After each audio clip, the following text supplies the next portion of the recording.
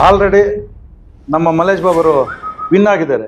20 ಇಂದ 25 seat guarantee. Mallesh Babu ಅವ್ರಿಗೆ ನಿನ್ನೆ ಬೆಳಗ್ಗೆಯಿಂದ ಸನ್ಮಾನ ಮಾಡ್ತಾ ಇದ್ದಾರೆ.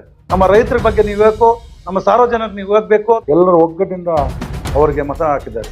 ನಮ್ಮ ಶಾಸಕರಾದ ಸಮೃದ್ಧಿ ಮಂಜನವರು, JDS ಅಧ್ಯಕ್ಷರಾದ ಕಾಡೇನಿ ನಾಗರಾಜನವರು, ಸಚಿವ ಸ್ಥಾನ ಗ್ಯಾರಂಟಿ ಬರುತ್ತೆ. ಜೋಡೆತ್ತಿಗಳ ಹೋಗ್ಬೋದು, ಒಳ್ಳೆ ಒಂದು ಕೆಲಸಗಳಾಗುತ್ತೆ. ನಮ್ಮ ಮುಳಬಾಲ್ ಮೆಜಾರಿಟಿ ಬರುತ್ತೆ, ನಮ್ಮ ಕೋಲಾರ ಡಿಸ್ಟ್ರಿಕ್ಟ್ ಮೆಜಾರಿಟಿ ಬರುತ್ತೆ. JDS ಪಕ್ಷದವರಾಗಲಿ BJP ಪಕ್ಷದಲ್ಲಿ JDS BJP ಒಂದಾಗಿದ್ದಕ್ಕೆ ಇವತ್ತು ಹೇಳ್ತಾ ಇದ್ದೀನಿ, ನಾನು ಆಲ್ರೆಡಿ ವಿನ್ ಆಗಿದ್ದಾರೆ.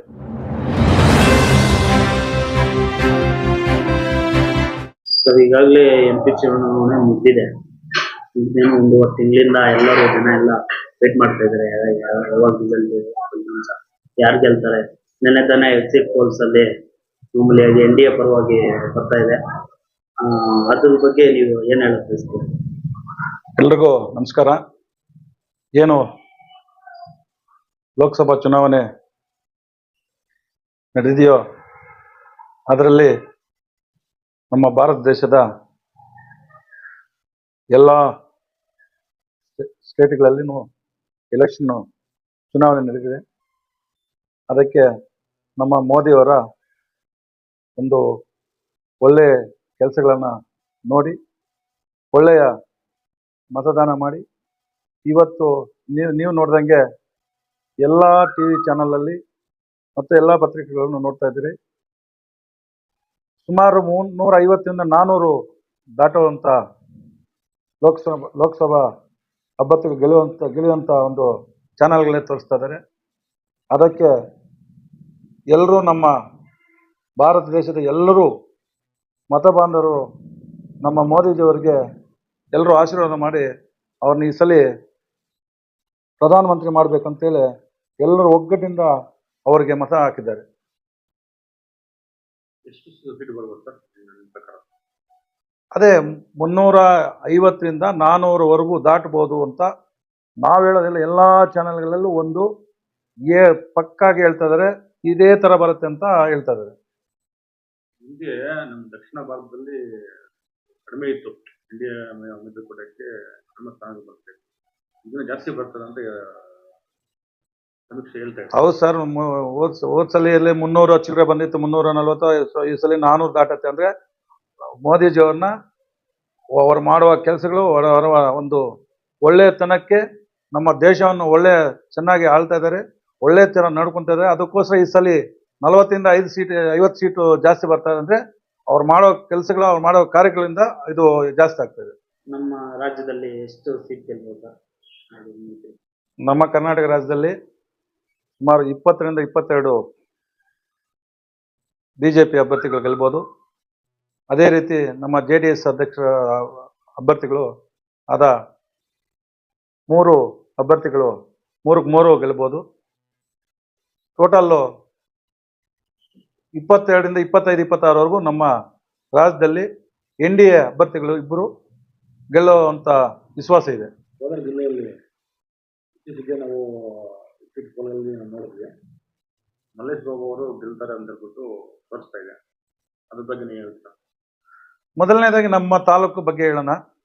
ನಮ್ಮ ತಾಲೂಕಿನಲ್ಲಿ ಮಲ್ಲೇಶ್ ಬಾಬುವನ್ನು 10 ಮೆಜಾರಿಟಿಯಲ್ಲಿ ಬರಬೇಕು ನಮ್ಮ ತಾಲೂಕು ಅಂತಂದರೆ ನಮ್ಮ ಶಾಸಕರಾದ ಸಮೃದ್ಧಿ ಮಂಜನವರು, ಅದೇ ರೀತಿ ನಮ್ಮ ಅಧ್ಯಕ್ಷರಾದ JDS ಅಧ್ಯಕ್ಷರಾದ ಕಾಡೇನಿ ನಾಗರಾಜನವರು, ಕಾರ್ಯದರ್ಶಿಯಾದಂಥ ವೆಂಕಟ್ ರೆಡ್ಡಿ ಅವರು ಮತ್ತು ಎಲ್ಲ ಮುಖಂಡರು, ಎಲ್ಲ ನಾಯಕರು, ಅದೇ ರೀತಿ BJP ಎಲ್ಲ ಮುಖಂಡರು, ಎಲ್ಲ ನಾಯಕರು, ವಾಸಣ್ಣ ಅವರಾಗಲಿ, ಸುಂದರ ಆಗಲಿ, ಅಮರ್ ಆಗಲಿ, ಎಲ್ಲ ನಮ್ಮ ಸುರೇಶ್ ಆಗಲಿ, ಎಲ್ಲರೂ ಸಹ ಒಂದು 9 ರಿಂದ NDA ಒಂದು ಚುನಾವಣೆ ಪ್ರಚಾರ ಮಾಡಿ ಒಳ್ಳೆಯ ಒಂದು ಮತ ಇದನ್ನು ಎಲ್ಲರ ಸಮ್ಮುಖದಲ್ಲಿ ತಾಲೂಕಿನಂತ ಎಲ್ಲ ಕಡೆಯೂ ಹೋಗಿ ನಮ್ಮ ಶಾಸಕರ ಜೊತೆ, ಅಧ್ಯಕ್ಷರ ಜೊತೆಯಲ್ಲಿ ಹೋಗಿ ಒಳ್ಳೆಯ ಒಂದು ಮೆಜಾರಿಟಿ ಬರುತ್ತಂದರೆ ಇವತ್ತು ನಮ್ಮ ಶಾಸಕರು ಮತ್ತು ಅಧ್ಯಕ್ಷರಿಂದ ನಮ್ಮ ಎಲ್ಲ NDA ಎಲ್ಲರೂ ಮುಖಂಡರು ಹೋಗಿ ಇವತ್ತು ಮುಳಬಾಲ್ ತಾಲೂಕಲ್ಲಿ ಮೆಜಾರಿಟಿ ಬರುತ್ತೆ. ಅದೇ ರೀತಿ ಎಲ್ಲ ತಾಲೂಕಿನಲ್ಲಿ, ನಮ್ಮ ಡಿಸ್ಟಿಕ್ನ ಎಲ್ಲ ತಾಲೂಕಲ್ಲಿ ಕೂಡ ಮೆಜಾರಿಟಿ ಬರುತ್ತೆ ಅಂತೇಳಿ ನಾನು ಇವತ್ತು ಹೇಳೋಕ್ಕೆ ಇಷ್ಟಪಡ್ತೀನಿ. ಯಾಕಂದರೆ ಎಲ್ಲ ಚಾನಲ್ಗಳಲ್ಲಿ ತೋರಿಸ್ತಾ ಇದ್ದಾರೆ, ನಮ್ಮ ಕರ್ನಾಟಕದಲ್ಲಿ 22 ರಿಂದ 25ವರೆಗೂ BJP ಬರುತ್ತೆ, 3 ಸ್ಥಾನಗಳು JDS ಬರುತ್ತಂತೆ. ಇಲ್ಲಿ ನಮ್ಮ ಕೋಲಾರ ಜಿಲ್ಲೆಯಲ್ಲಿ ಲೋಕಸಭೆ ಅಧ್ಯಕ್ಷರಾದ ಮಲ್ಲೇಶ್ ಬಾಬು ಅವರು ಆಲ್ರೆಡಿ ಎಲ್ಲ ನಮ್ಮ ಚಾನಲ್ ಹೇಳ್ತಾರೆ ವಿನ್ ಆಗಿದ್ದಾರೆ ಅಂತ. ವಿನ್ ಆಗ್ತಾರೆ ಕೂಡ ಎಲ್ಲಾಗಂದ್ರೆ ಎಲ್ಲರೂ ಎಲ್ಲ ಸರ್ವೆ ಮಾಡಿದ್ರು ನಮ್ಮ ಮಲ್ಲೇಶ್ ಬಾಬು ಅವರು ಸುಮಾರು 60-70 ಸಾವಿರದಿಂದ 1 ಲಕ್ಷ ಮೆಜಾರಿಟಿಯಲ್ಲಿ ಅವ್ರು ಗೆದ್ದಿದ್ದಾರೆ ಅಂತ ಹೇಳ್ತಾ ಇದ್ದಾರೆ. ಅಷ್ಟರಲ್ಲಿ ರಿಸಲ್ಟ್ ಬರುತ್ತೆ.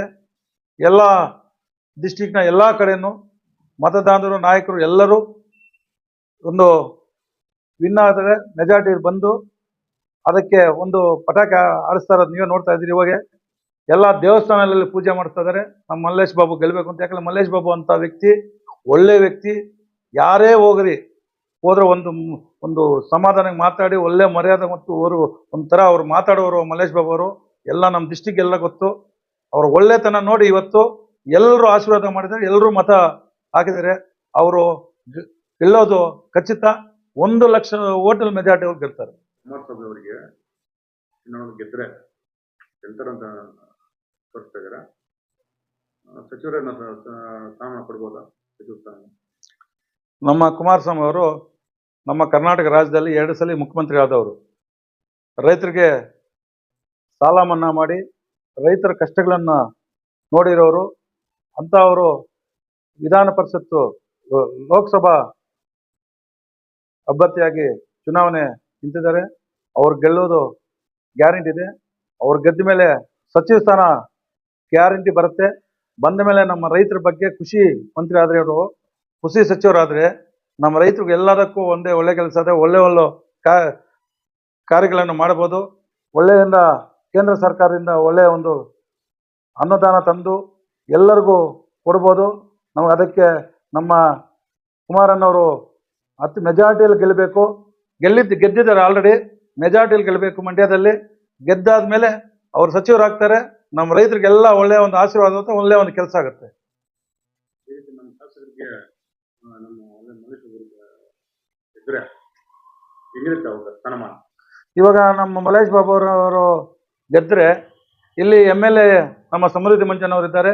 ಅಲ್ಲಿ MP ಒಂದು ನಮ್ಮ ಮಲ್ಲೇಶ್ ಬಾಬು ಅವರು ಇರ್ತಾರೆ.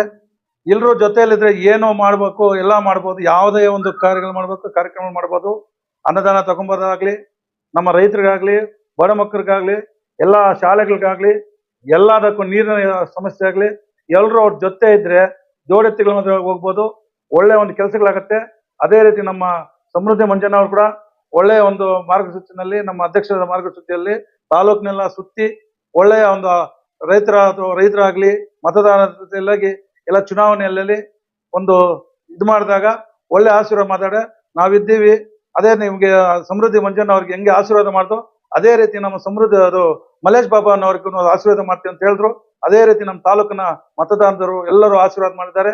ಅದಕ್ಕೆ ನಮ್ಮ ಮುಳಬಾಲ್ ಮೆಜಾರಿಟಿ ಬರುತ್ತೆ, ನಮ್ಮ ಕೋಲಾರ ಡಿಸ್ಟಿಕ್ ಮೆಜಾರಿಟಿ ಬರುತ್ತೆ ಅಂತೇಳಿ ಇವತ್ತು ಹೇಳಕ್ಕೆ ಇಷ್ಟಪಡ್ತೀನಿ. ಮೈತ್ರಿ ಆಗಿದ್ದರಿಂದ ಯಾವ ತರ ಇದೆ ಎರಡು ಪಾರ್ಟಿಗಳು ಆಗಿರ್ಬೋದು ಅನುಕೂಲ? ಮೈತ್ರಿ ಆದ್ಮೇಲೆ ಒಳ್ಳೆ ಶಕ್ತಿ ಬಂತು. ಯಾಕೆ ಬಂತಂದ್ರೆ ನಮ್ಮ ಮೋದಿ ಅಲೆ ಎಲ್ಲರೂ ನಮ್ಮ ಭಾರತ ದೇಶದಲ್ಲಿ ಎಲ್ಲೋದ್ರೂ ನಮ್ಮ ಮೋದಿಜಿಯವರ ಅಲೆ ಇದೆ. ಅದೇ ಅಲೆಯನ್ನು ಇಲ್ಲಿ ಇದೆ. ಎಲ್ಲರೂ ಅಣ್ಣ ತಮ್ಮಂದಿರಾಗಿ JDS ಪಕ್ಷದವರಾಗಲಿ BJP ಪಕ್ಷದವರಲ್ಲಿ NDA ಒಂದು ಕೂಟದಲ್ಲಿ ಹೋಗಿ ಒಳ್ಳೆಯ ಒಂದು ಮಾರ್ಗಸೂಚಿಯಲ್ಲಿ ಒಳ್ಳೆಯ ಒಂದು ಸರ್ವೆ ಮಾಡಿ ಒಂದೇ ಒಂದು ಎಲ್ಲ ದೊಡ್ಡವರೆಲ್ಲ ಸೇರಿ ಒಳ್ಳೆಯ ಒಂದು ತೀರ್ಮಾನ ತಗೊಂಡಿದ್ದಾರೆ. ಇದು ತೀರ್ಮಾನಕ್ಕೋಸ್ಕರ ನಾನು ಹೇಳ್ತಾ ಇದ್ದೀನಿ. ಇವತ್ತು JDS BJP ಒಂದಾಗಿದ್ದಕ್ಕೆ ಇವತ್ತು ಇಷ್ಟು ಸೀಟು ಬರಕ್ಕೆ ಒಂದು ಗ್ಯಾರಂಟಿ ಇದೆ. MLC ಚುನಾವಣೆ ಕಡೆ ನಡೆದಿದೆ. MLC ಚುನಾವಣೆ ಅದು ಯಾವ ರೀತಿ ಸ್ಪಂದನೆ ಯಾವ ರೀತಿ? MLC ಎಲೆಕ್ಷನ್ ಅಲ್ಲಿ ಕೂಡ ನಮ್ಮ ವೈ.ಎ. ನಾರಾಯಣ ಸ್ವಾಮಿ ಅವರನ್ನವ್ರಿಗೆ ಮತ್ತೆ ಯೋಚನೆ ಮಾಡಲು ನಮ್ಮ ಶಾಸಕರಾದರು, ಅದೇ ನಮ್ಮ ಅಧ್ಯಕ್ಷರಾದರು ಎಲ್ಲ ತಾಲೂಕಿನ ಎಲ್ಲ ಶಾಲೆಗಳಿಗೆ ಹೋಗಿ ಎಲ್ಲ ಮತದಾರರನ್ನು ಕೇಳಿ ನಮ್ಮ ವೈ.ಎ. ನಾರಾಯಣ ಸ್ವಾಮಿ ಒಳ್ಳೆ ಕೆಲಸ ಮಾಡಿದ್ರೆ 3 ಸಲ ಗೆದ್ದಿದ್ದಾರೆ. 4ನೇ ಸಲ ಗೆಲ್ಲಬೇಕು.